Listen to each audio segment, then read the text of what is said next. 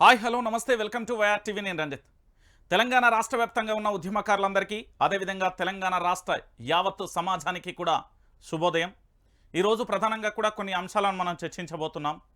రాష్ట్ర వ్యాప్తంగా కూడా రాష్ట్ర ముఖ్యమంత్రి రాజీనామా చేయాలంటూ ఓ డిమాండ్ వస్తుంటే, లేదు దేశ ప్రధానిగా నరేంద్ర మోడీ గారు తప్పుకోవాలంటూ మరో డిమాండ్ వస్తున్న పరిస్థితి కనబడుతుంది. ఇక ఆంధ్రప్రదేశ్ రాష్ట్ర రాజకీయాల గురించి పెద్దగా చెప్పాల్సిన అవసరం లేదు. వైసీపీ జెండా కనబడ్డా, వైసీపీ ఎజెండా కనబడ్డా ఇక అది మామూలుగా ఉంటలేదు పంచాయతీ. ఇక దాంతోపాటు ఎవరైతే అధికార ప్రతినిధికి సంబంధించిన స్పోక్స్ పర్సన్స్ ఉంటారో మీరు ఏ విధంగా మాట్లాడతారు, లోకేష్ గురించి ఏ విధంగా మాట్లాడతారు అంటూ ఒక భిన్నకరమైన విధ్వంసకరమైన వాతావరణం అయితే కనబడుతుంది. నేనేమంటున్నానంటే ఆంధ్రప్రదేశ్ మిత్రులందరికీ కూడా తెలియజేసేది ఒకటే, మనందరం కూడా కలిసి ఉందాం. రాజకీయాలు శాశ్వతం కాదు. కుటుంబ బంధం, స్నేహబంధం, వాడలు గ్రామాలు అన్నీ కూడా అభివృద్ధి చెందేలా మీరు ఆలోచిస్తారని నేను అనుకుంటున్నా. ఎందుకంటే తెలంగాణ రాష్ట్ర వ్యాప్తంగా కూడా రాజకీయాలకు విధ్వంసాలకు చాలా దూరం, తన్నులాటలకు కొట్లాటలకు. మనందరం కూడా అభివృద్ధి బాటలో ఉండాలి. ఈ భారతదేశ పటంలో తెలంగాణ లేదా ఆంధ్రప్రదేశ్, ఈ తెలుగు ప్రజలు అంటే ఒక స్పష్టంగా కూడా అద్భుతమైన సంస్కృతి, ఆచారాలు, కట్టుబాట్లు అన్నీ కలిగి ఉన్న వ్యక్తులం. మనం నలుగురికి ఆదర్శంగా ఉండాల్సిన పరిస్థితి ఏర్పడాలి. ఈ రాజకీయ విధ్వంసకరమైన వాతావరణాన్ని మనం మానేద్దాం. ఎవడో తప్పు చేసిండు కదా అని మనం చేయాల్సిన అవసరం లేదు. జన సైనికులు అంటే ఇక జనసేన అధినేత పవన్ కళ్యాణ్ గురించి పెద్దగా చెప్పాల్సిన అవసరం లేదు. రియల్ హీరో, రీల్ హీరో రెండూ కలిపిన వ్యక్తి. రీల్నేమో అద్భుతమైన సినిమాలలో నటించి అనేక మందికి ఇన్స్పిరేషన్. ఇక రియల్గా కూడా దాదాపుగా 14 సంవత్సరాల కష్టార్జితం నేడు ఫలితం అని చెప్పడంలో ఎలాంటి డౌట్ లేదు. జనసేన అధినేత పవన్ కళ్యాణ్ మార్గంలో నడుస్తున్నా, లేకపోతే చంద్రబాబు మార్గంలో నడుస్తున్న వారందరూ కూడా మనం ఆ గొడవలకు దూరంగా ఉందాం, అభివృద్ధికి మొదటి అడిగేద్దాం. గతంలో తప్పులు చేశారు కదా అని మనం రివెంజ్ తీర్చుకోవాల్సిన అవసరం లేదు. వాస్తవాలన్నింటినీ కూడా ఈ సమాజమే చూస్తుంది. ప్రతిదానికి కూడా ప్రకృతే సమాధానం చెప్తుంది అనే విషయాన్ని మీరందరూ కూడా గుర్తుపెట్టుకోవాలి. ఈరోజు ప్రధానంగా కూడా మన రాష్ట్ర వ్యాప్తంగా కూడా అభివృద్ధి పదంలో నడవాల్సిన అవసరం, ఆవశ్యకత ఎంతైనా ఉంటుంది. కాబట్టి ఖచ్చితంగా కూడా అందరూ కూడా ఏంది అంటే ఈ విధ్వంసకరమైన వాతావరణాన్ని బంద్ చేస్తేనే మంచిది అనేది ఇది ప్రజల నుంచి వస్తున్న వాదన. ఎందుకంటే అందరూ సంతోషంగా జీవించాలని కోరుకుందాం. ఒక పార్టీ అధికారంలోకి రాగానే ఇంకో పార్టీ వాళ్ళు ఇక్కడ వదిలేసి వెళ్ళిపోవాలి, గ్రామాలు అనే పరిస్థితులు మనకద్దు. రైట్, ఇక తెలంగాణకి వెళ్దాం. తెలంగాణకు సంబంధించి ప్రధానంగా ఏం జరుగుతుంది, ఎలా ఉండబోతుందనే పరిస్థితిని చూద్దాం. YR TV Telugu news channel ఇప్పటివరకు ఎవరైనా సబ్స్క్రైబ్ చేసుకోకపోతే ఖచ్చితంగా కూడా సబ్స్క్రైబ్ చేసుకోండి. వాస్తవాల ప్రతి దృశ్యం, ప్రతి అంశాన్ని కులంకషంగా క్లారిటీగా చెప్పేది ఏదైనా ఉంది అంటే జర్నలిజంలో కాస్తో కూస్తో నేను అనుకుంటున్నాను. ఎందుకంటే కబ్జాలు కానీ, బెదిరింపులు కానీ, లేకపోతే కొన్ని ఇతరత్ర చేయడం మన నీతి నిజాయితీతో కూడిన వ్యక్తులుగా వెళ్తున్నాం. ఈ చెడు దృశ్యాలకైతే మనం చాలా దూరంగా ఉన్న పరిస్థితి అయితే కనబడుతుంది. రైట్, ఇక నేను నేరుగా కూడా వార్తలోకి వెళ్ళే ప్రయత్నం అయితే చేద్దాం. ఒకసారి ఇక్కడ మీకు కొత్త పత్రిక కనబడుతుంది, నా తెలంగాణ అంటూ, కోటి రటనాల వీణ అంటూ. ఒకసారి దీన్ని చదివే ప్రయత్నం అయితే చేద్దాం. ఒకసారి చూడొచ్చు. డబుల్ జోష్, 4 నుంచి 8 స్థానాలకు ఎగబాకిన బీజేపీ, అంతా తానై నడిపించిన కిషన్ రెడ్డి. ఏకంగా 35.06% పెరిగిన ఓట్ షేర్. కాంగ్రెస్కు 40.10%, రెండింటి మధ్య కేవలం 5% మాత్రమే తేడా. ఆశలకు రెక్కలు తొడిగిన ఫలితాలు. 2028 అసెంబ్లీ ఎన్నికలే టార్గెట్. తొలి అడుగు స్థానిక సంస్థలతోనే అంటూ కూడా ప్రధానమైన అంశానికి సంబంధించి కూడా హైలైట్ చేసిన పరిస్థితి కనబడుతుంది. నిజంగా మనం మాట్లాడుకుంటే తెలంగాణలో భారతీయ జనతా పార్టీకి కేంద్రంలో అధికారాన్ని చూసి ఓటు వేసిళ్ళు ఈ ప్రాంత బిడ్డలు. ఇంకొక అంశం ఏంటంటే, నాకు అర్థం కాని విషయం ఏంటంటే, ఇందులో ఒక చిన్న కిరుకు కూడా ఉంది. మీరందరూ కూడా చూడొచ్చు. భారతీయ జనతా పార్టీ అంటే బీజేపీ పార్టీ కేవలం గతంలో 4 స్థానాలు ఉండే, ఇప్పుడు 4 స్థానాలు ప్లస్ అయ్యి అది 8 స్థానాలకు ఎగబాకింది. అంటే ఓట్ షేర్ అనేది గణనీయంగా పెరిగిన పరిస్థితి కనబడుతుంది. మీ అందరికీ గుర్తుందో లేదో నాకైతే తెలియదు, కానీ గతంలో బీజేపీకి గత పార్లమెంట్ ఎన్నికలలో బహుశా 19.45% వచ్చినాయి. ఈసారి ఏకంగా కూడా 35.06% కూడా పెరిగిన పరిస్థితి కనబడుతుంది. ఒకసారి చూద్దాం. తెలంగాణ కమల్నాథులు డబుల్ జోష్ మీద ఉన్నారు. 4 స్థానాలుగా ఉన్న పార్లమెంట్ సభ్యుల సంఖ్య తాజాగా ఫలితాలతో 8కి చేరుకుంది. డబుల్ డిజిట్ టార్గెట్తో సాగిన బీజేపీ ప్రయాణం లక్ష్యానికి దగ్గరికి చేరువై గతంతో పోలిస్తే ప్రజా విశ్వాసాన్ని 2 ఎక్కువగా చురగొని రికార్డు సృష్టించింది. బీజేపీకి గత పార్లమెంట్ ఎన్నికలలో 19.45% ఓట్ షేర్ ఉంటే అది కాస్త ఇప్పుడు 35.6% పెరిగింది. దాదాపుగా 17% ఓట్ షేర్ అధికంగా కూడా సాధించింది. మరోవైపు అధికారంలో ఉన్న కాంగ్రెస్ పార్టీ కేవలం 5% అధికంగా నమోదు చేసేందుకు చెమటలు కక్కాల్సి వచ్చింది. దీంతో తెలంగాణ కమలం పార్టీ భవిష్యత్తుపై వారికి నమ్మకం పెరిగింది అంటూ కూడా ప్రధానమైన అంశానికి సంబంధించి కూడా చూస్తున్నాం. ఎందుకంటే పూర్తి స్థాయిలో కూడా ఎటువైపు చూసినా ఎక్కడ చూసినా కూడా జోష్ అయితే కనబడుతుంది. ఇదే ఉత్సాహాన్ని కొనసాగిస్తూ అసెంబ్లీలో పాగా వేయాలని కసరత్తు ప్రారంభించింది. 4 దశాబ్దాలుగా ఎదురు చూస్తున్న వారి ఆశలు రెక్కలొచ్చాయి. గట్టిగా పోరాడితే వచ్చేది అసెంబ్లీ ఎన్నికలలో కమల వికాసం ఖాయమని వారు విశ్వసిస్తున్నారు. ఎందుకు అంటే 4 స్థానాల నుంచి 8 స్థానాలకు కేంద్ర మంత్రి కిషన్ రెడ్డి రాష్ట్ర పార్టీ బాధ్యతలు చేపట్టగానే వివిధ జిల్లాలలో కీలక పదవులలో ఉండి పార్టీ ఎదుగుదలకు అడ్డంకిగా మారిన నాయకులను సమర్థులతో నింపారు. ఇక యువకులకు ప్రాధాన్యతమిచ్చి క్షేత్రస్థాయి నుంచి పార్టీ పటిష్టానికి ప్రయత్నించారు. కిషన్ రెడ్డి వ్యూహం ఫలించి అసెంబ్లీ ఎన్నికలలో ఓట్ షేర్ అమాంతం రెట్టింపైంది. సీట్లు కూడా డబల్ అయ్యాయి. అదే ఊపుతో పార్లమెంట్ ఎన్నికలకు సిద్ధమయ్యారు. బీజేపీ 4 సిట్టింగ్ స్థానాలతో డబల్ డిజిల్స్ లక్ష్యంతో ఎన్నికల సమరంలోకి దూకింది. తన సీట్లను రెట్టింపు చేసుకోవడంతో పాటు ఓట్లను కూడా భారీగా పెంచుకుంది. 8 స్థానాలను తన ఖాతాలలో వేసుకుని అధికార పార్టీతో సమానంగా పోటీకి నిలిచింది. కాంగ్రెస్ అధికారంలో ఉండి 8 సీట్లు కైవసం చేసుకుంటే అధికారం లేకుండా బలమైన వానితో బీజేపీ కూడా 8 సీట్లతో జయకేతనం ఎగరవేసింది. బీజేపీ గెలిచిన ప్రతి స్థానంలోనూ భారీ మెజార్టీలు కూడా నమోదయ్యాయి. ఈటల రాజేందర్ ఏకంగా 3.9 లక్షల మెజార్టీ, బండి సంజయ్ 2.5 లక్షల మెజార్టీ, అరవింద్ 1.2 లక్షల మెజార్టీగా నమోదు చేసుకున్నారు. వీళ్ళంతా అసెంబ్లీ ఎన్నికలలో ఓడిపోయిన వ్యక్తులే. ఇక్కడ ఈటల రాజేందర్ గజ్వల్ నుంచి ఓడిపోయారు, హుజరాబాద్ నుండి ఓడిపోయారు. కానీ మల్కాజ్గిరిలో సంచలనమైన తీర్పునైతే ఇచ్చారు. ఇక దాంతో పాటుగా ఇటు బండి సంజయ్ కూడా అసెంబ్లీ ఎన్నికలలో పోటీ చేశారు, ఓడిపోయారు. కానీ పార్లమెంట్ ఎన్నికలలో అద్భుతమైన మెజార్టీ సాధించుకున్నారు. ధర్మపురి అరవింద్ అసెంబ్లీ ఎన్నికలలో ఓడిపోయారు, కానీ పార్లమెంట్ ఎన్నికలలో అద్భుతమైన మెజార్టీని సాధించారనేది తెలంగాణ యావత్తు సమాజం కూడా ఎవరికి పట్టం కట్టాలి అనేది వాళ్ళే క్లియర్ కట్గా చెప్పారనే అంశం క్లారిటీ కనబడుతుంది. ఇక 2028 అసెంబ్లీ ఎన్నికల టార్గెట్లో మునుపెన్నడీ లేని విధంగా బీజేపీ కిషన్ రెడ్డి నాయకత్వంలో భారీ విజయాన్ని సొంతం చేసుకుంది. ఉమ్మడి రాష్ట్రంలో పాటు 10 ఏళ్ల తెలంగాణ చరిత్రలోనూ 8 ఎంపీ స్థానాలు కైవసం చేసుకోవడం ఇదే తొలిసారి. అది కిషన్ రెడ్డి నాయకత్వంలో సాధ్యమైంది. అదే ఊపులో రాబోయే ఎన్నికలపై కన్నేశారు. అందుకే ఇప్పటికే పగడ్బందీ ప్రణాళికను రూపొందిస్తున్నారు కిషన్ రెడ్డి. శాసనసభలో కమల వికాసం విరబూయాలంటే స్థానికంగా బలంగా ఉండాలని శ్రేణులకు ఇప్పటికే దిశానిర్దేశం చేశారు అంటూ కూడా చూసిన పరిస్థితి కనబడుతుంది. ఇక స్థానికమై పునాది పార్టీ శాసనసభ ఎన్నికలలో గెలవాలంటే స్థానికంగా బలంగా ఉండాలి. అందుకు అనుగుణంగా గ్రామ, మండల, నియోజకవర్గ, జిల్లా కమిటీలు బలంగా ఉండాలి. వాటి నిర్మాణానికి త్వరలోనే చేపట్టబోతున్నట్లుగా పార్టీ వర్గాలు వెల్లడించాయి. త్వరలో నిర్వహించే పంచాయతీ, ప్రాదేశిక ఎన్నికలలో ఆ కమిటీలు కీలక భూమిక పోషించనున్నట్లుగా తెలుస్తుంది. వీలైనంత వరకు సర్పంచ్, ఎంపీపీ, జెడ్పీటీసీ, జెడ్పీ చైర్మన్లను చేజిక్కించుకొని స్థానికంగా పట్టు సాధించేందుకు వ్యూహాత్మకమైన పావులు కలుపుతుంది. అభ్యర్థుల ఎంపిక, అక్కడి పరిస్థితులకు తగ్గట్టుగా చేపట్టాల్సిన వ్యవహారాలపై దృష్టి సాధించాలని పార్టీ వర్గాలు సన్నాహాలు ముమ్మరం చేశాయి అంటూ కూడా ప్రధానమైన అంశానికి సంబంధించి కూడా హైలైట్ చేసిన పరిస్థితి కనబడుతుంది. అంటే ఓవరాల్గా కూడా ఇక్కడ జరిగే విషయం ఏంటంటే కమలం పార్టీ అయితే తెలంగాణలో విరబూసింది. ఒక్కసారిగా జోష్ వచ్చింది. కమలం పార్టీ వికసించి దాంతోపాటు పూర్తి స్థాయిలో కూడా దాదాపుగా మీరు ఊహించని స్థాయిలో ఎంత 19.45% ఓట్ షేరింగ్ ఎక్కడ, ఈరోజు 34.05% ఓట్ షేరింగ్ ఎక్కడ. ఒకసారి మీరు ఇదంతా కూడా యావత్తు తెలంగాణ సమాజం అంతా గుర్తించాలి. ఎందుకంటే తెలంగాణలో భారతీయ జనతా పార్టీ ఏంది అంటే చాప కింద నీరులా మెల్లమెల్లగా కూడా ఎగబాకుతూ పూర్తి స్థాయిలో కూడా పార్లమెంట్ ఎన్నికలకు సంబంధించిన ఫలితాలు చూశారు. అయితే చాలామంది అడుగుతున్న ప్రశ్న ఏంది అంటే, అన్నా దీంట్లో నిజంగా ఈ విధంగానే ఉంటుందంటే ప్రజలు దీన్ని ఆశించిన విధంగా ఇవ్వరు. ఎందుకు అంటే అసెంబ్లీ ఎన్నికలకు ఒక తీర్పు ఉంటుంది, మీకు గుర్తుందో లేదో గుర్తుపెట్టుకోరి. దాని తర్వాత పార్లమెంట్ ఎన్నికలు ఒక తీరు ఉంటుంది. దాంతో పాటుగా స్థానిక సంస్థలకు సంబంధించిన ఎన్నికలు ఇంకో తీరు ఉంటాయి. ఇక్కడ స్థానిక సంస్థలు ఓటు అంటే పార్టీ జెండా ఎజెండా ఏది కూడా పనికిరాదు.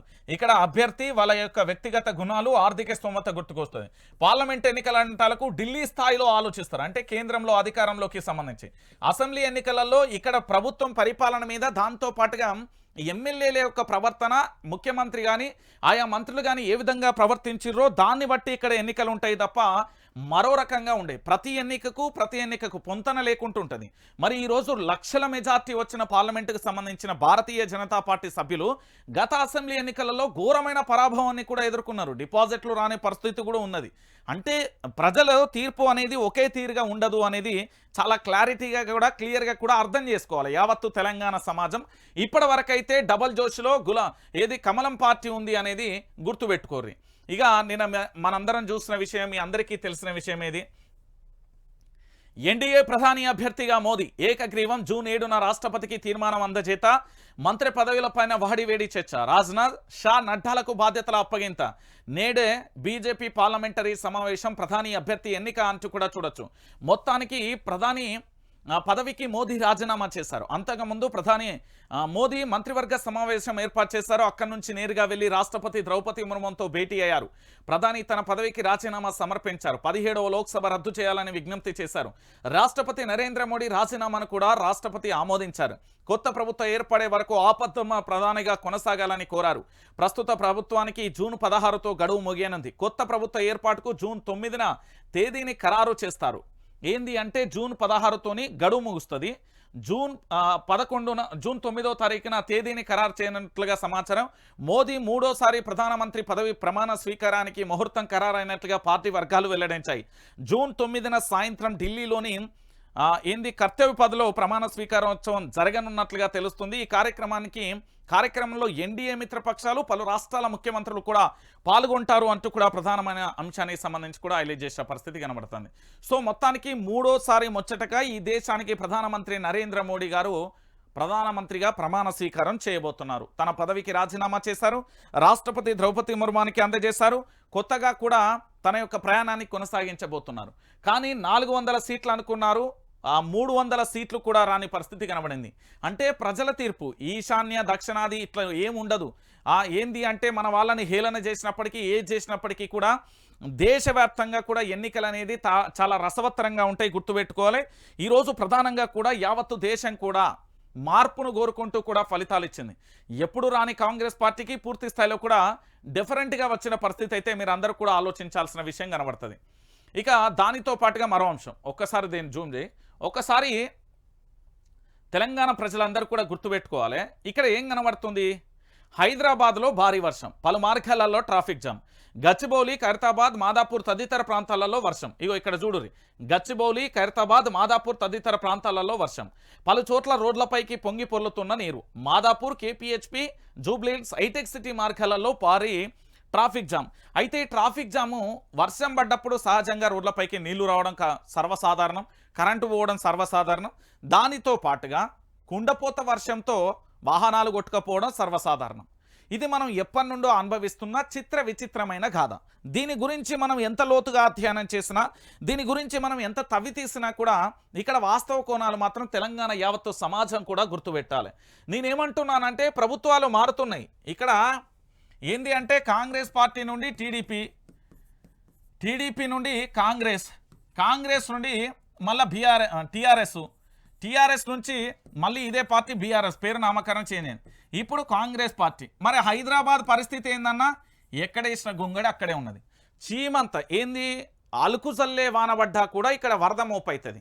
డ్రైనేజీ వ్యవస్థలో మార్పు తేకపోవడం, దానితో పాటు ఈ తెలంగాణ రాష్ట్ర వ్యాప్తంగా కూడా అద్భుతమైన బాధాకరమైన విషయం ఏంటంటే హైదరాబాద్లో రోజు జనాభా పెరుగుతున్నారు. ఇతర రాష్ట్రాల నుంచి యావత్తు తెలంగాణ రాష్ట్రం జిల్లాల నుంచి కూడా ఇక్కడికి వచ్చి బ్రతుకు తెరువు కోసం, ఉపాధి కోసం బ్రతుకుతున్నారు అని చెప్తున్నారు. కానీ దీనికి సంబంధించిన శాశ్వత పరిష్కారం ఎందుకు కనిపెడుతున్నారు? ఇప్పుడు ఒక బెంగళూరు లేకపోతే చెన్నైయో ఇతరత్ర కాడ ఒకసారి మీరు తీసుకోర్రి. ఇతర రాష్ట్రాల గురించి ఎందుకు గొప్పగా చెప్తున్నా అంటే వాస్తవాలను కొన్ని మనం చేంజ్ చేసుకోవాలి. అక్కడ ఏంది, డైవర్షన్ అనేది ఎక్కువగా ఉంటుంది, ఈ సిగ్నల్ తక్కువగా ఉంటాయి. డైవర్షన్తోని ఎక్కువగా కూడా పెట్టడం వల్ల సిగ్నల్ వ్యవస్థతోని అంతరాయం రాకుండా ఉంటుంది. మరి కేసీఆర్ ప్రభుత్వంలో ఇంతగా ట్రాఫిక్ అయితే నేరుగా కనవలే, కానీ ఇప్పుడు మాత్రం భయంకరమైన ట్రాఫిక్ కూడా పనిచేస్తున్న పరిస్థితి. మరి ఎందుకు ఇంతలా పెరిగిపోతున్నది అనేది కూడా ఒకసారి రాష్ట్ర ప్రభుత్వం ఆలోచించాలి. ఎక్కువగా కూడా సిగ్నల్స్ ఉండడం, దాంతోపాటుగా డైవర్షన్ లేకపోవడం. ఇప్పుడు మీరు గతంలో ఆర్టీసీ క్రాస్ రోడ్డు దగ్గర అక్కడ ఇందిరా పార్క్ నుండి మొదలు పెడితే ఇక్కడ దగ్గర రామ్నగర్ దాకా అటు మొకాన పోతే ఇటు పూర్తి స్థాయిలో సికింద్రాబాద్ గాంధీ దవాఖాన దగ్గర అక్కడికి పోతే పూర్తి స్థాయిలో కూడా ఆ కూడల దగ్గర ఉండే దాన్ని డైవర్షన్ పెట్టిన తర్వాత ట్రాఫిక్ ఎక్కడ ఉందా, ఈ ట్రాఫిక్ గురించి రాష్ట్ర ప్రభుత్వం ఆలోచించాల్సిన అవసరం ఎంతైనా ఉంది. హైదరాబాద్లో 100 కోటి జనాభా, 4 కోట్ల, 10 కోట్ల, 20 కోట్ల, 100 కోట్ల కాదు, జనాభా పెరుగుతూనే ఉంటుంది. హైదరాబాద్లో ఉపాధి ఏంది అంటే ఒక వ్యక్తి జీవించడానికి సరిపడా అన్ని వనరులు ఇక్కడ ఉన్నాయి కాబట్టి, ఆరోగ్యం కావచ్చు, తిండి కావచ్చు, లేకపోతే ఇతరత్ర ఉద్యోగ కల్పన కావచ్చు, అన్నీ కూడా ఉంటాయి కాబట్టి ఇక్కడికి అందరూ కూడా వస్తూ ఉంటారు. కానీ దాన్ని పూర్తి స్థాయిలో ప్రతి సగటు మానవుడికి కూడా అద్భుతంగా అందించాల్సిన బాధ్యత ప్రభుత్వం మీద ఉంటుంది. రైట్, ఇక నిన్న డీకే అరుణ గరమైంది. ఒక్కసారి సీఎంకు గర్వభంగం, సొంత ఇలాకాలో రేవంత్కు చేదు ఫలితాలు. మహబూబ్నగర్ ఎమ్మెల్సీ ఎంపీ స్థానాలలో ఓటమి, పనిచేయని ముద్రాజ్ మంత్రం. సిట్టింగ్ మల్కాజ్గిరిలోనూ ఘోర పరాజయం. రేవంత్ నాయకత్వంపై సడలుతున్న నమ్మకం, మసకబారుతున్న చరిష్మా, సీఎంకు తలనొప్పి అంటూ కూడా ఇది చూస్తున్నారు. అంతే కదా, ఎందుకు అంటే ఒక్కసారి వేయండా 2 సార్లు వేయండి, ఒక్కసారి చూడొచ్చు. గర్వభంగమైంది సీఎంకి. ఎట్లా అంటే సీఎం రేవంత్ రెడ్డికి గర్వభంగం, సొంత జిల్లాలోనే చేదు ఫలితాలు ఎదురయ్యాయి. మొన్న మహబూబ్నగర్ స్థానిక సంస్థల ఎమ్మెల్సీ ఉప ఎన్నికలలో మొదటి ఓటమి పరాభవం పార్లమెంట్ ఎన్నికలలో కొనసాగింది. సొంత పార్లమెంటు స్థానం మహబూబ్నగర్, సిట్టింగుల సీట్లు మల్కాజ్గిరిలోనూ ఓటమి ఎదురైంది. మహబూబ్నగర్కు ముఖ్యమంత్రి స్థానంలో ఉండి కూడా తన సొంత స్థానాలను దక్కించుకోకపోవడంతో ఆయన చరిష్మాపై మసకబారుతూ ఉండడంతో పాటు సమర్థవంతమైన అనుమానాలు కూడా ముసురుతున్నాయి. వరుస ఓటములు రేవంత్ రెడ్డికి పెద్ద తలనొప్పిగా పరిగణిస్తున్నాయి. అందరూ కాంగ్రెస్ ఎమ్మెల్యేలే. మహబూబ్నగర్ లోక్సభ నియోజకవర్గంలోని సీఎం సిట్టింగ్ ఎమ్మెల్యేల స్థానమైన కొడంగల్ సహా నారాయణపేట్, మహబూబ్నగర్, జడ్చెల్ల, దేవరకంద్ర, మక్తల్, షాద్నగర్ అసెంబ్లీ స్థానాలలో అందరూ కాంగ్రెస్ ఎమ్మెల్యేలు. ఎలాగైనా ఎంపీ స్థానాలు గెలవాలనే ఉద్దేశంతో సీఎం మెజార్టీ ఇస్తే మక్తల్ ఎమ్మెల్యే శ్రీహరికి ముద్రాజ్ కోటాలో మంత్రి పదవి ఇస్తాననే పాచిక కూడా పారలేదు. గత అసెంబ్లీ ఎన్నికలలో కాంగ్రెస్కు 17,000 పైగా ఓట్ల మెజార్టీ వస్తే ఇప్పుడు బీజేపీకి 8,500కు పైగా కూడా మెజార్టీ దక్కింది. మరోవైపు బీజేపీ స్థానికంగా బలమైన నాయకులు వేళ్ల మీద లెక్కబెట్టే స్థాయిలో కూడా లేరు. కేవలం డీకే అరుణ ఒంటరి పోరు. మోదీ బీజేపీ వైపు ప్రజలలో నెలకొన్న విశ్వాసంతో విజయ తీరం చేరారు. ఇక మల్కాజ్గిరిలో రేవంత్ రెడ్డికి రాజకీయ పునర్జీవనాన్ని ప్రసాదించిన పార్లమెంటు మల్కాజ్గిరి, అటువంటి సిట్టింగ్ స్థానంలో ఆయనకు భంగపాటు ఎదురైంది. బీజేపీ అభ్యర్థి ఈటల రాజేందర్ ఏకంగా కూడా 3,90,000 మెజార్టీతోని విజయడంకా మోగించాడు. దీంతో రేవంత్కు దిమ్మ తిరిగినట్లయింది. అధికారంలో చేతిలో ఉండి ఆర్థిక బలాలు వినియోగించినా నిరాశ చెందాల్సిన పరిస్థితి వచ్చింది. ఆయన సొంత జిల్లా సిట్టింగ్ మల్కాజ్గిరిలో రెండింటిలోనూ చావు దెబ్బ కొట్టింది బీజేపీనే. ప్రజా విశ్వాసాన్ని కోల్పోవడం, సర్కార్పై వ్యతిరేకత పెరగడమే కారణాలు ఒకవైపు ఉంటే, మోడీ బీజేపీ వేవ్తో ఈటల రాజేందర్ గెలుపు లాంఛనమైంది అంటూ కూడా చెప్తున్న పరిస్థితి కనబడుతుంది. రేవంత్ నాయకత్వంపై అనుమానాలు. సీఎం రేవంత్ తన సొంత స్థానాలను దక్కించుకోకపోవడంతో ఆయన నాయకత్వంపై అనుమానాలు కమ్ముకుంటున్నాయి. రాజకీయంగా బలంగా ఉంటేనే పరిపాలనతో పాటు పట్టు సాధించగలుగుతాం. అటువంటి ముఖ్యమైన అంశాలలోనే రేవంత్ తడబడితే రేపు ప్రభుత్వాన్ని 5 ఏళ్ల పాటు ఏ విధంగా నడుపుతారు అనే గుసగుసలు కాంగ్రెస్లో వినిపిస్తున్నాయి. ఇన్ని రోజులు కేవలం కేసీఆర్తోనే పోరాటం సాగించిన రేవంత్ ఇక నుంచి బీజేపీతోనూ తలపడాల్సి ఉంటుంది. అలాంటి పరిస్థితి కూడా నెలకొంటుంది. ఏకకాలంలో ఇద్దరితో సీఎం పోరాటం చేసి పార్టీ ప్రభుత్వాన్ని ఎలా నెట్టుకొస్తారనే చర్చలు జోరందుకున్నాయి. అసెంబ్లీ ఎన్నికలతో పెరిగిన రేవంత్ చరిష్మా మస్కబారిపోతుంది అంటూ చూడొచ్చు. నిన్న ఎమ్మెల్సీ, నేడు ఎంపీ. రేవంత్ అధికారం చేపట్టిన తర్వాత నిర్వహించిన తొలి ఎన్నిక మహబూబ్నగర్ స్థానిక సంస్థల ఎమ్మెల్సీ ఉప ఎన్నిక. సొంత జిల్లా సీఎంగా ఉండడంతో అందరూ కాంగ్రెస్ విజయం తథ్యమని భావించారు. దీనికి అనుగుణంగా కూడా రేవంత్ కూడా 200 ఓట్ల మెజార్టీతో గెలుస్తామని ధీమా వ్యక్తం చేశారు. తీరా ఫలితాలలో బీఆర్ఎస్ అభ్యర్థి నవీన్ రెడ్డి 108 ఓట్ల తేడాతో కాంగ్రెస్ అభ్యర్థిని మట్టి కరిపించారు.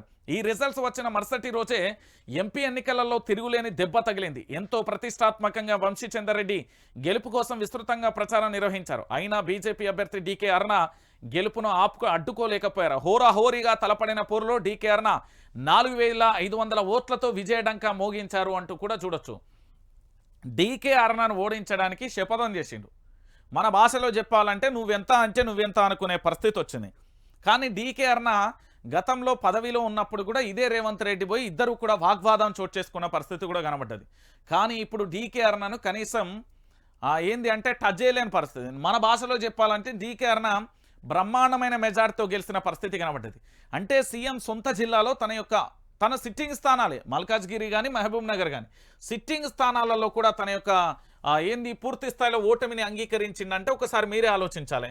మరి రేవంత్ రెడ్డి పరిపాలన పట్టు అనేది భవిష్యత్తులో మీరు అందరూ ఆలోచించాల్సిన విషయం ఏంది అంటే, ప్రతి ఎన్నికలలో విజయడంకా మోగుతూ పోతా ఉంటే, ప్రజల సపోర్టు వస్తూ ఉంటే, ఆటోమేటిక్గా ప్రభుత్వం మీద పట్టు వస్తే పాలనా వ్యవస్థ నడిపించాల్సి ఉంటుంది. కానీ ఏవో పక్క ఓటమి తడబాటు అవుతా ఉంటే 5 ఏళ్ల పాటు ప్రభుత్వాన్ని నడిపించడం అనేది కత్తి మీద సాములా మారిపోతుంది. రేవంత్ రెడ్డి ఎంత స్ట్రాంగ్గా ఉండాలంటే ఎన్నికలలో అంత బలమైన గెలుపు ఉండాలి. ఓటమి ఉంటే ఖచ్చితంగా కూడా ఆయన వల్ల కాని పని. ప్రభుత్వాన్ని నడపడం అసంభవంగా మారిపోతుంది. గర్వభంగమే కాదు, రేపు భవిష్యత్తులో చాలా ఉంటాయి అనేది ప్రధానంగా కూడా మనందరం కూడా ఆలోచించాల్సిన పరిస్థితి. ఇక ఇంకొకటి ఏంటంటే, ప్రస్తుతం ఎమ్మెల్సీ ఎన్నికలైతే కొనసాగుతున్నాయి. ఆలస్యం అవుతున్న ఎమ్మెల్సీ ఎన్నికల కౌంటింగ్ నేటి ఉదయం నుంచి మొదటి ప్రాధాన్యత ఓట్ల ఫలితం. ఆందోళనకు దిగిన డిఎస్పీ అభ్యర్థి అంటూ కూడా ప్రధాన అంశానికి సంబంధించి కూడా హైలైట్ చేస్తున్న పరిస్థితి అయితే కనబడుతుంది. మొత్తానికి ఎన్నికలకు సంబంధించి, ఎమ్మెల్సీ ఎన్నికలకు సంబంధించి ఏం జరుగుతుంది అనేది ఒకసారి అయితే చూడొచ్చు. అయ్యో, వరంగల్, ఖమ్మం, నల్గొండ పట్టభద్రుల ఎమ్మెల్సీ నియోజకవర్గ ఉప ఎన్నికల లెక్కింపు ప్రక్రియ కొనసాగుతుంది. ప్రస్తుతం 96,000 మొదటి ప్రాధాన్యత ఓట్లను లెక్కింపు, చెల్లని ఓట్లను వేరు చేసే ప్రక్రియ కొనసాగుతుంది. మిగిలిన 2,40,013 ఓట్ల లెక్కింపునకు తెల్లవారుజాము వరకు సమయం పట్టే అవకాశం కనిపించింది. ఇప్పుడు 96,000 మొదటి ప్రాధాన్యత ఓట్లతో కాంగ్రెస్ అభ్యర్థి తీన్మార్ మల్లన్నతో బీఆర్ఎస్ అభ్యర్థి ఏనుగుల రాకేష్ రెడ్డి పోటీ పడుతున్నారు. కాగా మొదటి ప్రాధాన్యత ఓట్లలో భారీగా చెల్లని ఓట్లు నమోదవుతున్నట్లుగా తెలుస్తుంది. జై మల్లన్న అంటూ బ్యాలెట్ పేపర్ మీద రాయడంతో చెల్లకుండా పోయినట్లుగా సమాచారం. ఎన్నికల కౌంటింగ్ హాళ్లలో తనని ఓట్ల లెక్కింపు జరిగే ఏ టేబుల్ దగ్గరికి వెళ్ళనివ్వడం లేదని ధర్మ సమాజ్ పార్టీ అభ్యర్థి బరిగెల దుర్గప్రసాద్ ఆందోళన వ్యక్తం చేశారు. కాంగ్రెస్, బీఆర్ఎస్, బీజేపీ అభ్యర్థులు ఏ టేబుల్ దగ్గరికి వెళ్ళినా ఎలాంటి అభ్యంతరం చెప్పట్లేదని ఆరోపించారు. తాను మాత్రం లోపలికి వెళ్తుంటే అడ్డుకోవడంలో ఉన్న ఆతృతత ఏంటో తెలపాలని ప్రశ్నించారు. డీఎస్పీ అభ్యర్థి బరిగెల దుర్గప్రసాద్తో పాటు ఆ పార్టీకి సంబంధించిన కౌంటింగ్ ఏజెంట్లు అంతా కౌంటింగ్ హాల్ ముందు నిరసన వ్యక్తం చేస్తున్న క్రమంలో పోలీసులు వారిని అడ్డుకున్నారు. దీంతో పోలీసులు, పార్టీ కార్యకర్తల మధ్య వాగ్వాదం కూడా చోటు చేసుకున్న పరిస్థితి అయితే కొనసాగుతుంది. సో మొత్తానికి జరుగుతున్న పరిణామం ఒకటే. ఇక్కడ మీరు అందరూ కూడా గుర్తుపెట్టుకోవాల్సింది ఏంటంటే, రేవంత్ రెడ్డికి సంబంధించి ఇదొక కత్తి మీద సాములా చెప్పాల్సిన పరిస్థితి ఏర్పడుతుంది. ఎందుకంటే పూర్తి స్థాయిలో కూడా ఇక్కడ మీరు ఎట్లనైనా ఆలోచించండి, చాలా వరకు కూడా పరిస్థితి ఎట్లున్నది, ఏం కథ అనేది కూడా ఒకసారి మనం చూడాల్సిన పరిస్థితి అయితే కనబడుతుంది.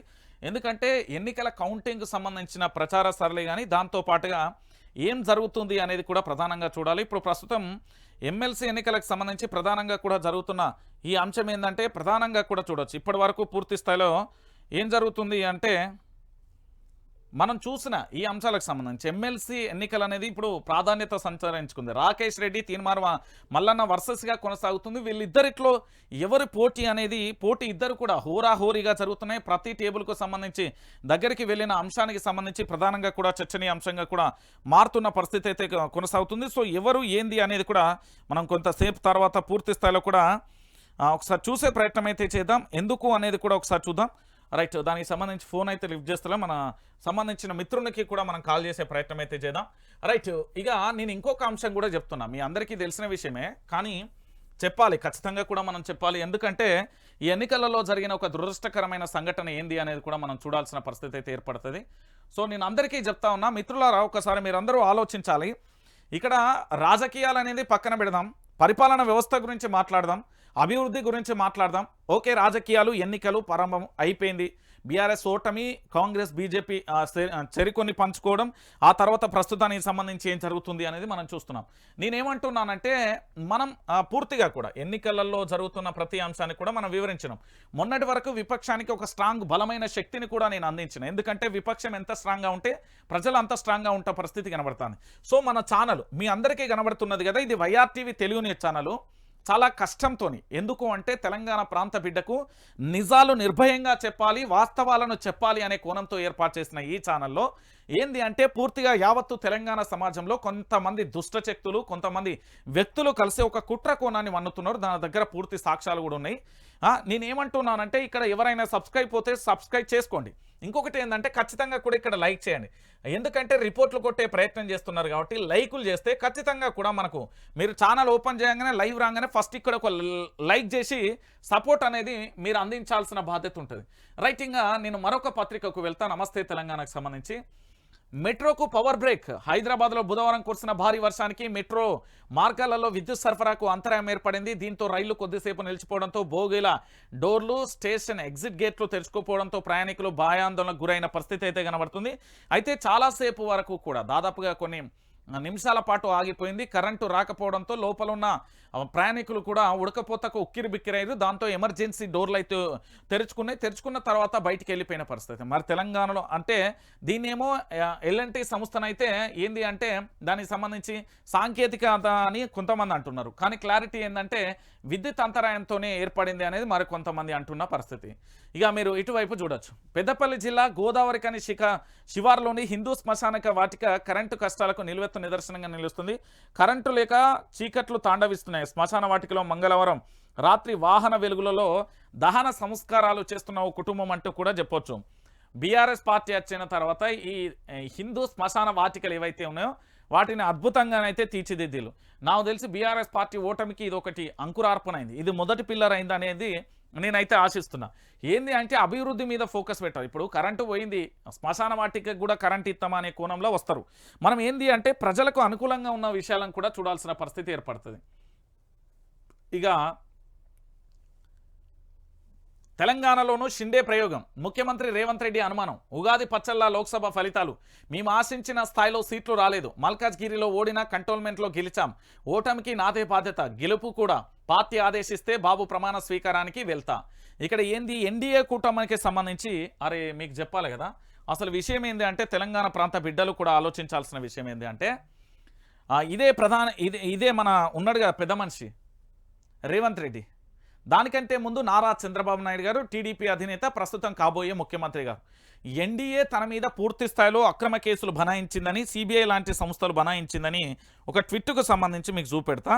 ఆ ట్వీట్ ఏంది అనేది ఒకసారి మీరే చూడాలి. తెలంగాణ ప్రాంత బిడ్డలందరూ కూడా చూడాలి.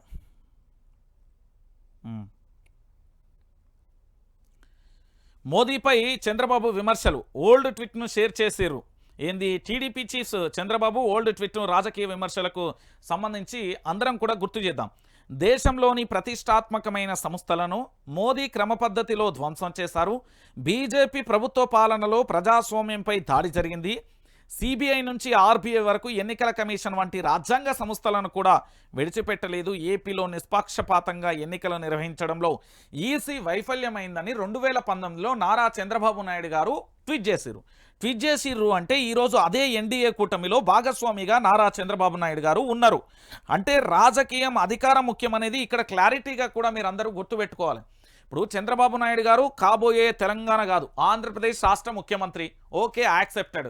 కానీ గతంలో ఇదే భారతీయ జనతా పార్టీ కూటమిని బహిరంగంగానే 2019లో ఆయన ట్వీట్ చేసిన ట్వీట్ కూడా ఉంది. కాబట్టి ఏంది సిబిఐ నుండి ఆర్బీఐ వరకు ఎన్నికల సంఘం పూర్తి స్థాయిలో మోదీ చేతిలో ఉన్నది అంటూ వారు స్వయంగా కూడా ఆరోపణలు చేస్తారు. ఈరోజు అదే భారతీయ జనతా పార్టీ కూటమిని కలవడానికి కారణం ఏంటి అనేది దేశ ప్రజలు అడుగుతున్నారు. ఇప్పుడు చంద్రబాబు అంటే ఓన్లీ తెలంగాణ, ఆంధ్రప్రదేశ్, ఛత్తీస్గఢ్, ఒరిస్సా కాదు, దేశం మొత్తం చూస్తుంది. ఎందుకంటే భారతీయ జనతా పార్టీ కూటమిలో ఏ పార్టీలు ఉన్నాయి, ఆ పార్టీలు గతంలో ఏం మాట్లాడారు, వాళ్ళ అధ్యక్షులు ఏం మాట్లాడింది అనేది క్లియర్ కట్గా ఉంటుంది.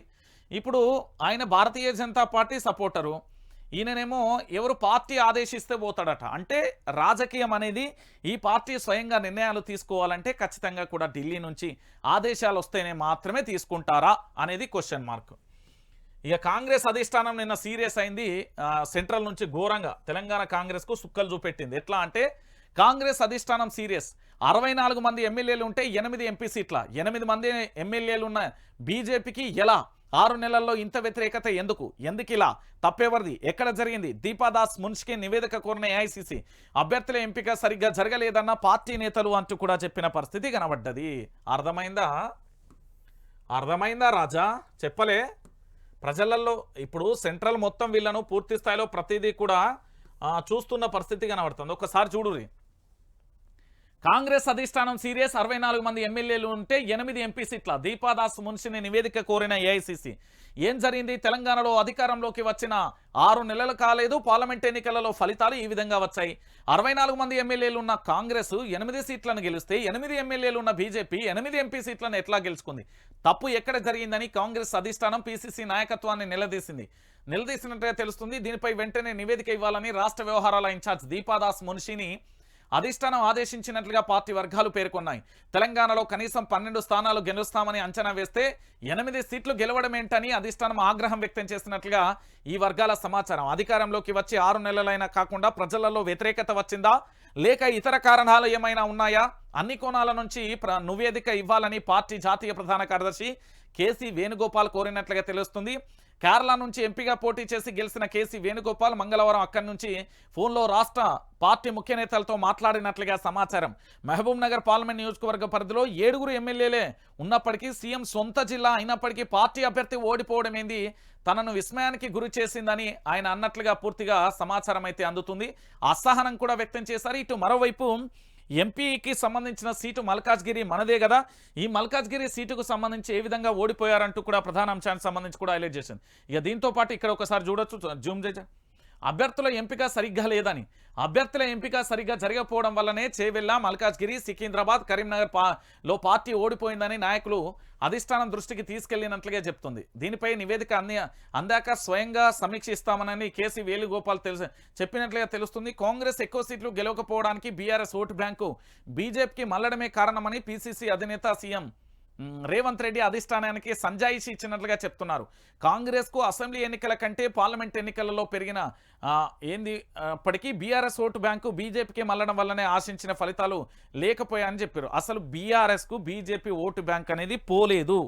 నిన్న నేను క్లియర్ కట్గా చెప్పిన బీఆర్ఎస్ ఓటు బ్యాంకు బీఆర్ఎస్కే పడ్డది. మీరు కరీంనగర్లో 2వ స్థానం ఉన్నది, మహబూబాద్లో 2వ స్థానం ఉన్నది. మీరు ఆలోచించాలి. చాలా చోట్ల కూడా భువనగిరిలో 2వ స్థానం ఉన్నది, చాలా చోట్ల కూడా 2వ స్థానంలో ఉన్నది. ఇక్కడ కావాలని వీళ్ళు ఏంది అంటే వాళ్ళ యొక్క అధికార పబ్బం కోసం అక్కడ మార్కులు కొట్టేయడం కోసం చెప్తున్నారు అనుకోవచ్చు. ఇక దాంతోపాటుగా మరొక అంశం ఏంటంటే ప్రధానమైన అంశం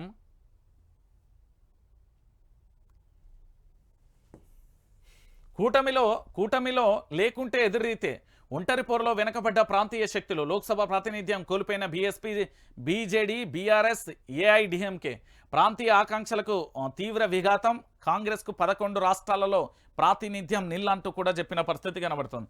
నేను తెలంగాణ ప్రాంత బిడ్డలు మళ్ళీ చెప్తున్నాయి. ఈ ప్రాంతంలో మాత్రం మన ప్రాంతీయ పార్టీలు చాలా అవసరం. ప్రాంతీయ పార్టీ తమిళనాడును చూసి నేర్చుకోవాలి. మనం నిజంగా కూడా నేర్చుకోవాలి. తమిళనాడు చూసి చాలా నేర్చుకోవాలి. ఆ ప్రాంత బిడ్డలు అక్కడి పార్టీలను మాత్రమే సమర్థిస్తారు. ప్రాంతీయ పార్టీలకి పాత్ర అనేది చాలా కీలకంగా ఉంటుంది. మీరు ఆలోచించాలి, లేకపోతే చాలా కష్టం. ఇక దాంతోపాటు నమ్మితే నట్టేట మునగడమే. స్ట్రాటజిస్టులపై తొలుగుతున్న భ్రమలు పొలిటికల్ పార్టీలకు ఎదురుదెబ్బ. ప్రజలకు దూరం చేస్తున్న వ్యూహాలు. రాజకీయం అంటే స్ట్రాటజీలు, సర్వేలేనా? ప్రజల మధ్య తిరిగితేనే కదా వాస్తవాలు తెలిసేది. ఒక్కసారి చూడొచ్చు. స్ట్రాటజీల మాట వింటే కొల్లేరానా? సర్వేలంటూ, ప్రజానాడి అంటూ రాజకీయ పార్టీలకు కుచ్చుటోపీలు పెడుతున్నారా? తమ పబ్బం గడుపుకోవడానికి నాయకులకు ప్రజలకు మధ్య దూరాన్ని పెంచుతున్నారా? వీళ్ళు కళ్ళకు కట్టిన గంతలతో వాస్తవాలను తెలుసుకోలేక నాయకులు బొక్కబోర్లా పడుతున్నారా అంటే అవుననే సమాధానం వస్తుంది. ఏపీ రాజకీయాలే దీనికి నిదర్శనం నిలుస్తున్నాయి. ప్రజలతో సంబంధం కోల్పోయేలా చేస్తూ అంతా బాగుందనే భ్రమలో నేతలను నెట్టేస్తూ చివరికి అక్కడి నుంచి నేతలకు శటకోపం పెట్టేశారు. కేవలం అక్కడనే కాదు, స్ట్రాటజీలు చేస్తున్న మాయాజాలాన్ని తెలంగాణలోనూ చాలామంది నాయకులకు బలైపోయిన పరిస్థితి కనబడుతుంది.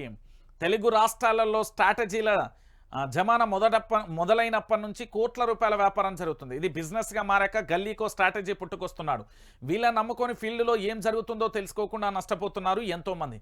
వీళ్ళు అభూత కల్పనలకు మోసపోతున్న ప్రజలకు కోకొల్లలు. IPAC corporate style political system జనంలోకి వదిలాడు ప్రశాంత్ కిషోర్.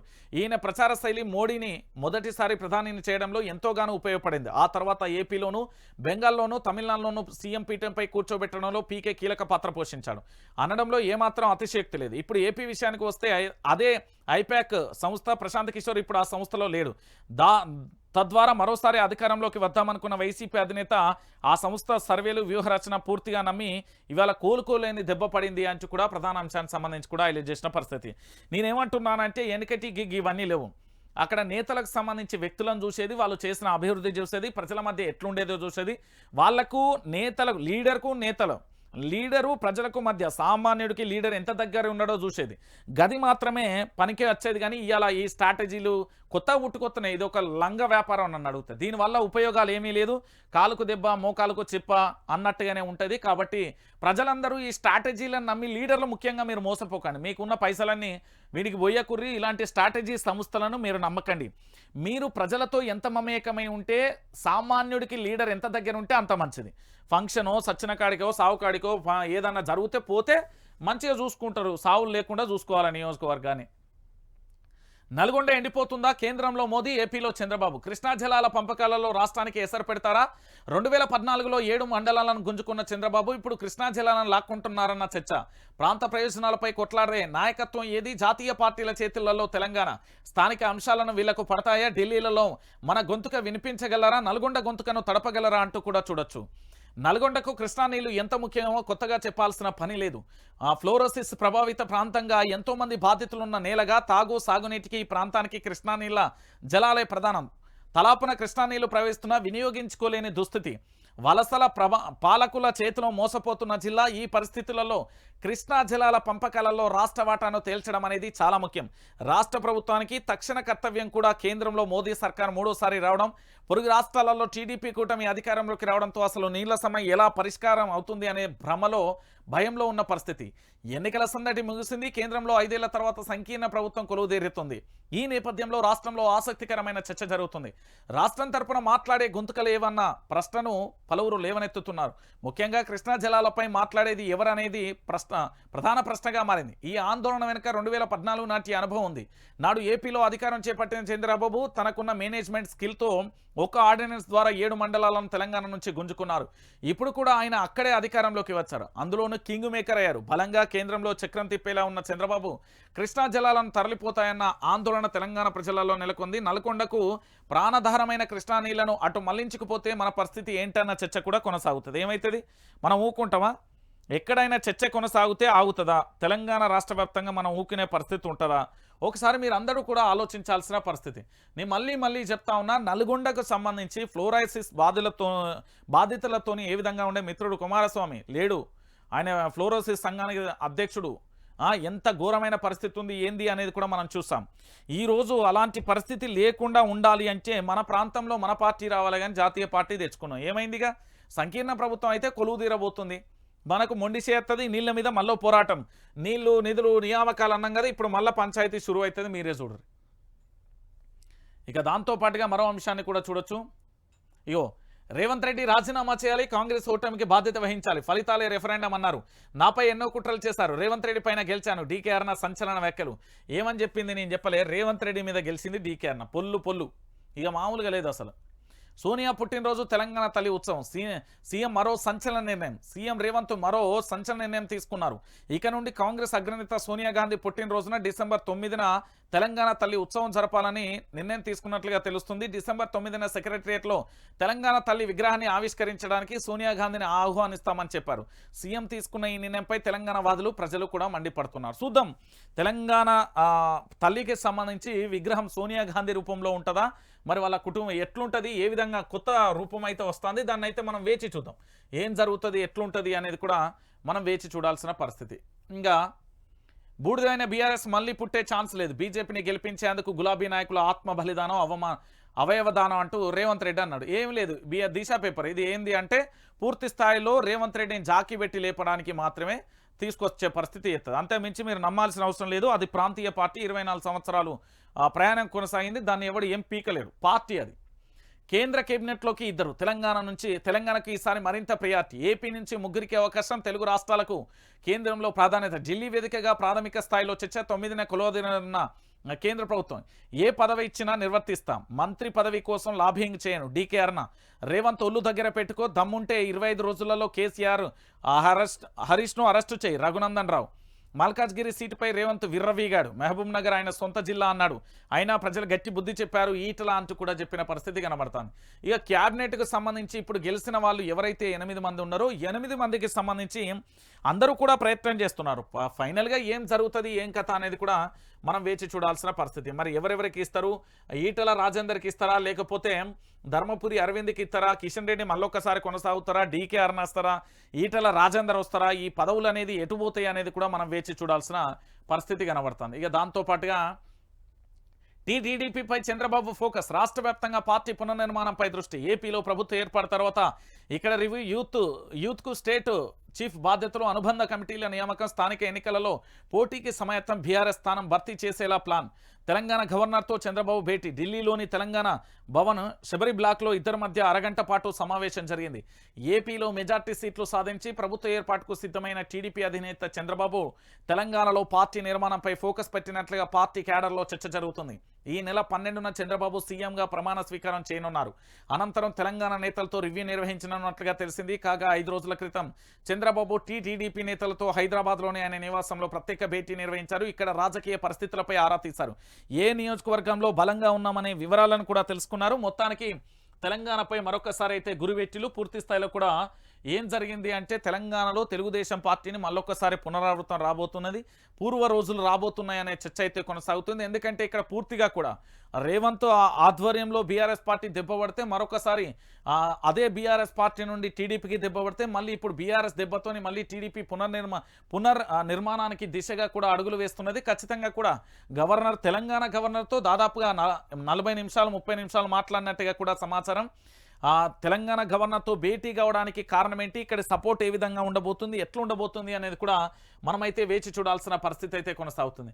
సో మొత్తానికి రాష్ట్ర వ్యాప్తంగా దేశవ్యాప్తంగా మళ్ళొక్కసారి తన యొక్క ప్రభంజనాన్ని అయితే పూర్తి స్థాయిలో ఉంచేలా చూసే ప్రయత్నం అయితే జరుగుతుంది. మరి ఏం జరుగుతుంది ఏం కథ అనేది కూడా మనం చూడాల్సిన పరిస్థితి అయితే కొనసాగుతుంది. దానికంటే ముందు ఇక్కడ ఏంది, బీఆర్ఎస్ కొంపముంచిన అబద్ధాల. లోక్సభ ఎన్నికల ప్రచారంలో సర్కార్పై అడ్డగోలు ఆరోపణలు. కాంగ్రెస్ వల్లే కరెంటు వచ్చిందని, ఇక ఇదంతా ఏం లేదండి, అబద్ధాలు చెప్పింది ఎవరు అనేది తెలంగాణ ప్రజలకు తెలుసు. కానీ వాళ్ళు ఏం చేస్తారు, అది వాళ్ళ భజన పేపర్. ఒక విపక్షానికి సంబంధించి బలంగా రాయాల్సిన జర్నలిజం ఏంటిది, విపక్షం పూర్తి స్థాయిలో బలంగా ఉండాలి. ఎంత బలంగా ఉంటే అంత అవసరం. వీళ్ళకి ఏం తెలియదు ఏంది అంటే కేవలం దాంతో పాటుగా పూర్తి స్థాయిలో కూడా జరుగుతున్న అంశాలను మనం చూస్తున్నాం. నేను చెప్తున్నా కదా, మీరందరూ ప్లీజ్ దయచేసి చెప్తున్నా, YRTV Telugu news channel open చేయగానే ఇక్కడ లైకులు కొట్టండి. లైకులు ఎట్టి పరిస్థితులలో ఇక్కడ లైకులు చేస్తే పూర్తిగా కూడా ఇక్కడ లైకులు చేస్తే మనకు ఏదైతే రిపోర్ట్లు కొడుతున్నారో అది అట్లనే ఉరుకుతుంది. ఏ విధంగా రిపోర్ట్లు కొడుతుందో అదే స్థాయిలో వాడు మనల్ని కొట్టడానికి వస్తే వానికి మొత్తం 32 పళ్ళు రాలాలి, వాడు మనిషి రెక్క కనబడదు, అట్లుండాలి. ఇక్కడ ప్రతి ఒక్కరు కూడా లైక్ చేయండి, సబ్స్క్రైబ్ చేయండి. ఎందుకు చెప్తున్నా అంటే ఈ లైక్లతో మనకు ఎక్కువ శాతంలో రిపోర్ట్లు కొట్టి ఛానల్ అనేది ప్రజల్లోకి వెళ్లకుండా ప్రయత్నం చేస్తున్నారు. కాబట్టి ప్రతి ఒక్కరు కూడా లైక్ చేయండి. దాంతోపాటుగా మనం ఇంత పోరాటం చేస్తున్నాం కాబట్టి మన సహకారం కూడా అంతే అవసరం. ప్రతి ఒక్కరికి చెప్తున్నా, ఈరోజు తెలంగాణ రాష్ట్ర వ్యాప్తంగా యావత్తు తెలంగాణ ప్రజలందరూ కూడా అర్థం చేసుకోవాలి. దయచేసి తెలంగాణలో జరుగుతున్న ప్రధానమైన అంశాలన్నింటినీ కూడా నేను చెప్పే